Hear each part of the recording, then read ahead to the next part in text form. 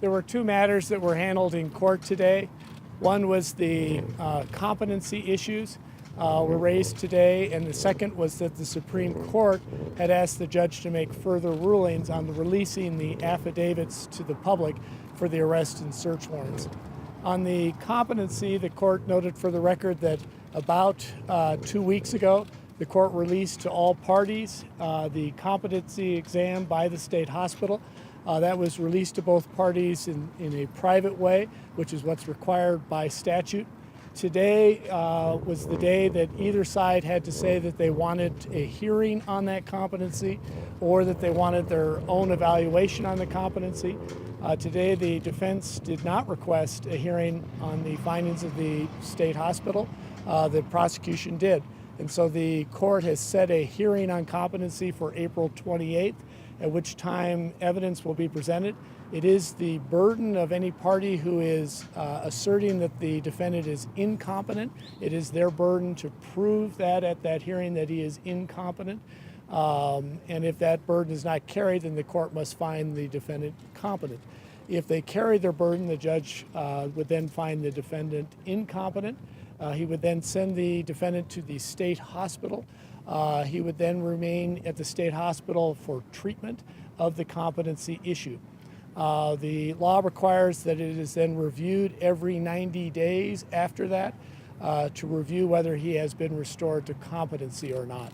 It could be that the state hospital in an interim, let's say 45 days, could say they have found that he has been returned to competency, and that could come to the court. Otherwise, it's mandated by law that it has to be reviewed every 90 days with a report sent to the judge. Every 90 days, either side can contest that finding of whether he has been restored to competency or not, but that's sort of the ongoing process from there. So that's the competency issue. I don't believe anybody noted on the record what the state hospital findings were. And certainly the document that was given to us is given to us under seal, so I can't comment on it.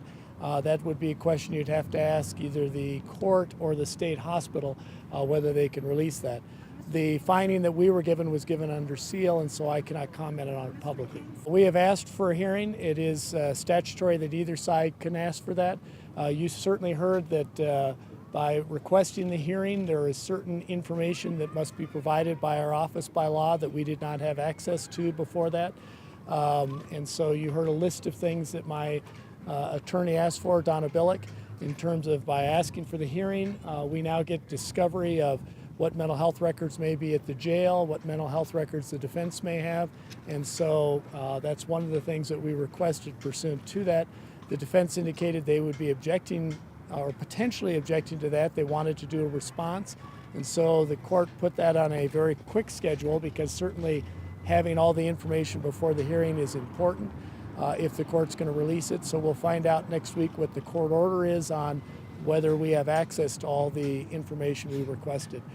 My attorney put on the record that we believe that's pretty straightforward in the statutes that we get all that information now. At the hearing, it's the person is, I guess you could say, presumed competent, and whoever is asserting he is incompetent, it's their burden to prove he is incompetent at that hearing. So would it be the defense's burden to prove that he's incompetent at the hearing on the 28th? Whoever is asserting that he's incompetent at that hearing has the burden of proving that.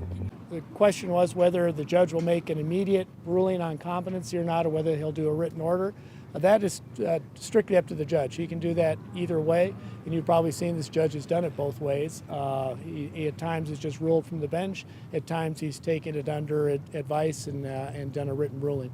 That'll be up to him, but he can do it either way. If the judge rules he's competent, then we'll move forward with the course of the case. If the judge rules he's incompetent, he is sent to the state hospital for treatment in order to get him back to competency, and they have to do a report every 90 days. Right. If we go down that course at the 90 days, either side again can request a hearing or can request an evaluation. So you potentially could have this come up every 90 days, depending on the course of this case and depending on the judge's ruling. Part of it you heard, we're looking for a lot of discovery. We're looking for materials that the jail potentially has, that the defense potentially has, and so that'll be answered at the next hearing. If someone asserts a mental state as a defense or competency or insanity, then both sides have to share all of that information they have on that subject. You can't hide anything. And so that's what they'll be arguing next week. We obviously put our position on the record. You requested that information today. We requested that information today. Defense said he wasn't prepared to address that and asked to be able to file a brief next, I believe the timing was next Thursday is what the judge set for him. They kind of compromised there, and then the judge said he would issue an order Thursday or Friday. He's doing it very quickly because if you get mental health records, it takes quite a bit of analysis to go through them depending on what the records are. I think Donna Billick was very accurate and succinct about what the statute says.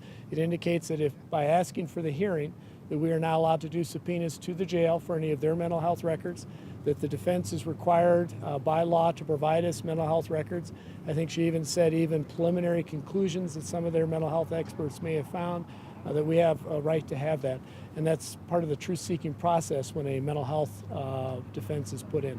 But the judge will make final rulings on that next week. There's never been a plea in this case. Right now we're in preliminary stages. And so the formal entry of any plea would happen after if we have a preliminary hearing, and we're probably months away from that. I will say on this specific case, the competency issue was raised on whether he could fire his attorney, so it was a very narrow issue. You can have competency just raised that the defendant is incompetent at this time to be able to aid the defense in his case. Which is a little bit broader issue, but a very similar issue. So competency is an issue that you're looking at. What is the defendant at this moment? Are they able to participate in their defense? Are they able to understand what's going on in the courtroom? Do they understand the different party roles? Those sorts of things, and it's an at-the-moment issue. And so yes, competency can be raised by any of the parties, including the judge who raised it in this case, at any time. And it can be that if he's found competent or someday found restored to competent, either way, that any party, again, at any course of the proceedings could say, Judge, we have belief that he is incompetent and we want to raise the issue again. I've had that happen where it'll come up in the middle of trial. And so you have to have sort of a very quick competency evaluation by the court in the middle of trial. But it can be raised at any stage. And the competency, again, is looking at, can the person cooperate with their defense, and do they understand what's going on in the courtroom at this moment? Whereas insanity is an issue that looks at the time of the crime, was the person insane? The general is, did they understand the difference between right and wrong? Colorado also throws in a second definition of could they form the mental intent. Now, we have not gotten to any stage on sanity or insanity, so that's again, it's a generality, but nobody has raised that issue, and quite frankly, it is not at the appropriate time you'd raise that issue. Competency is what we're talking about now. Competency can be raised at any stage. It can be raised multiple times if the parties feel it's appropriate and there's evidence for that. So it can be raised multiple times, or it could be raised just once. Each case is different. I've gone through cases with both. And like I said, I've been in a case where we had it raised in the middle of trial and we had to have sort of an emergency examination and report done in the middle of trial. If anybody is found incompetent, they are sent to the state hospital for treatment. The treatment team is not necessarily the same people who examined him for competency. They must, as I say, do a report to the court every 90 days. It could be that someone can be restored fairly quickly. It could be that it takes some period of time. We had at least one case here, Zabataki. It's actually went up to the Colorado Supreme Court where the person was ruled permanently incompetent, but that was after many years of going through something like that. I'm not suggesting that's, again, I'm just talking in generalities so you understand the issue. I'm not trying to suggest anything in this case. The second issue we dealt with today was the information that is in the arrest and search warrant affidavits. When the police arrest somebody, they must go to a judge and fill out an affidavit of probable cause of why they believe the person did the crime. The judge reads that affidavit. If the judge agrees there's probable cause to believe they did this crime, they sign it and the person is arrested. If the police want to search a location for something, they must again apply to a judge, fill out an affidavit setting out facts that gives the facts must set out there's probable cause to believe a crime was committed and probable cause to believe evidence of that crime will be found at this location. If the judge agrees with that, he signs it. Under the law, if the prosecution or the police feel that it would hurt their ability to continue the investigation if those affidavits are out in the public eye, that they wouldn't be able to collect their evidence if it's on the news that night, they can ask the judge to seal those affidavits for a period of time in order to not hurt their investigation. That's what occurred in this case. The police asked, and prosecutors in my office signed the sealing motions requesting that the court seal the arrest warrant and seal the search warrants when this case first occurred. In fact, the arrest warrant would have been the night that he was arrested. And the judge agreed with that and sealed those warrants. The Press Association has asked for those warrants to be unsealed. The judge initially had ordered that those would not be unsealed, and that got appealed by the Press Association to the Colorado Supreme Court. The Colorado Supreme Court sent it back to the judge. They have not made a final decision, but they've noted in the judge's brief, I think it was noted that circumstances have changed, time has gone by, there may not be the investigative needs, and quite frankly, there's been information put out in the public, and it was noted today that the defendant himself has put out quite a bit of information into the public. In light of that, they asked if the judge would like to reconsider his ruling in light of the new evidence. So today we had another hearing on that. The judge asked me if it would, which I represent the people, but I also represent the police on this particular issue, would it hurt our investigation to have those affidavits out in the public at this point? And I responded it would not. But if you recall, that was actually my response the first time this came up. The prosecution did not object to unsealing the records the first time it came up before it was appealed, and we did not object to it today. And again, we clarified that it would not hurt the investigation. The defense is continuing to object to it, and they put their arguments on the record last time and said they still take that same position, that they do not want the affidavits released to the public. The judge will make a decision on that. We did ask for specific names of people to be redacted out. That is one, well, two things we asked for is specific names of victims to be redacted out of the affidavits so that those victims would not be harassed, that those victims would not be threatened, that those victims would not be publicly embarrassed. The judge has taken that under consideration. We also asked to have Social Security's numbers removed because there is at least one in the affidavits, and actually there's a specific statute in Colorado saying that we have to redact that, so I assume that's kind of a no-brainer, but we'll see what the judge does. If the judge releases the affidavits, he actually would not be releasing it directly today or whenever he makes that decision. Because it's still with the Supreme Court, the judge has to enter any change. If he wants to stay with the same order, he can do that. If he wants to change his order, either way, he sends that back to the Supreme Court. The Supreme Court then reviews his decision. They can either indicate that they agree or disagree with it. They could then issue an order as early as next week, or they can sit on it for some time. They have been working very quickly, we've noticed on this, so I would anticipate that they would issue something as early as even next week, or certainly within the next couple weeks, either agreeing or disagreeing with the Judge Martinez's new findings.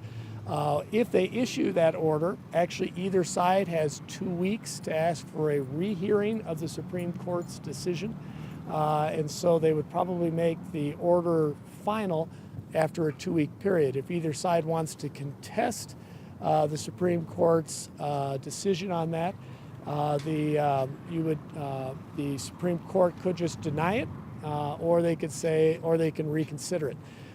It is much faster at that point.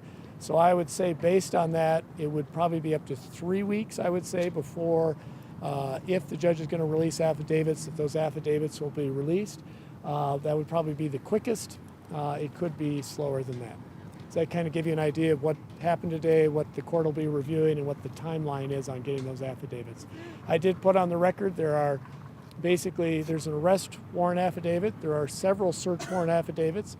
There are basically 2 versions in the search warrant affidavits that are there for the judge to review. She asked if there's a deadline of which he has to reach the decision. I do not recall what the Supreme Court said in the ruling sending it back. Usually they make it pretty clear they want that heard pretty quickly or want a decision pretty quickly. That's why the judge informed the parties he would hear that today. He expedited, if you will, the argument on that so that he could comply with the Supreme Court's ruling. But I do not recall what it says in the motion from the Supreme Court. Might be something you can ask your attorney. You've seen we have not objected to the releasing of the affidavits. Depending on what the Supreme Court does, I doubt you would see our office objecting to whatever the Supreme Court orders. So I wouldn't anticipate us asking for any rehearings or anything.